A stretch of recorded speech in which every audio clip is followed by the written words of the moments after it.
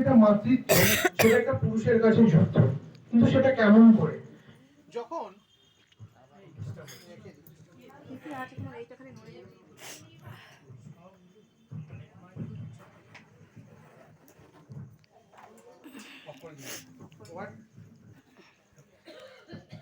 Hello. What is maternity to woman is what to man. একটা মহিলার কাছে যেটা মাতৃত্ব সেটা একটা পুরুষের কাছে যুক্ত।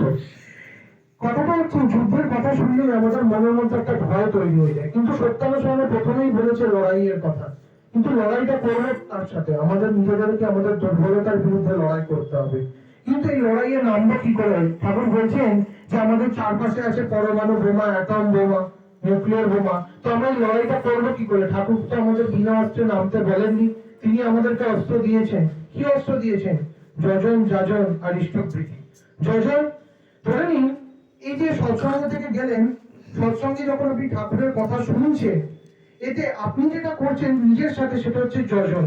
মানে এই যে সৎসঙ্গ থেকে গেলেন, গিয়ে যদি ঠাকুরের একটা বই, আলোচনা পত্রিকা, সেটা উল্টাতে আরম্ভ করলেন, পড়তে আরম্ভ করলেন, সেটা হচ্ছে যজন। আর যাজন কি? এই যে আমি ঠাকুরের কথা বলছি এবং আপনারা সেটা শুনছেন, তাহলে আমি কি করছি? যাজন করছি। ঠাকুর বলছেন শ্রেষ্ঠ স্বার্থে থাকলে টান যাজন করে বুদ্ধিমান। আর ইষ্টপ্রীতি, ঠাকুর বলছেন যে দীক্ষা নিয়ে জানিস মনে ইষ্টপ্রীতি করতে হয়। ইষ্টপ্রীতি বিহীন দীক্ষা কবু কিরে চেতন নয়। ইষ্ট মানে মঙ্গল, বৃত্তি মানে ভরণ পোষণ, মঙ্গলের জন্য যা ভরণ পোষণ তাই হচ্ছে ইষ্টপ্রীতি। এই মধ্যে দিয়ে আমরা আমাদের নিজেদের দুর্বলতার বিরুদ্ধে লড়াই করতে পারবো।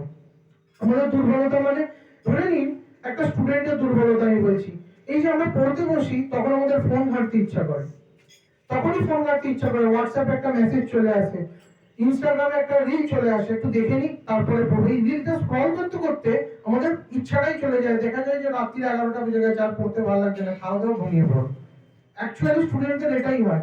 তো এই যে দুর্বলতা আমাদের, আমাদের যে সফট, আমাদের যে দুর্বলতা, এই যে নেগেটিভ জিনিস, এখান থেকে আমরা দূরে সরে আসতে পারবো এর মধ্যে দিয়ে। নিয়মিত যদি সৎসঙ্গে আসি, নিয়মিত যদি আমরা নিজেদেরকে যাজন করি, নিজেদেরকে নিজে মানে যেটা যজন করি, তাহলে আমরা পজিটিভ জিনিসের সাথে আমরা কানেক্টেড থাকতে পারবো। ঠাকুর তো অনেকে আমরা বলি, অধিকৃত লোকেরা বলে যে তোরা ঠাকুরকে ধরেছিস, ঠাকুরকে ধরে তোদের জীবনে এত দুঃখ কষ্ট কেন, বিরহ কেন এত? আমি বলি বিরহ দুই প্রকার, এক হচ্ছে প্রেমে বিরহ, এক হচ্ছে কামে বিরহ। প্রেমে বিরহ যা মানুষকে শক্তিশালী করে তোলে, কিন্তু কামে বিরহ যা মানুষকে দুর্বল করে তোলে। এবার বলি যে দুঃখ কষ্ট কেন আমাদের জীবনে, বিরহ এত কেন? দেখবেন ছোটবেলায় যখন ছেলেমেয়েরা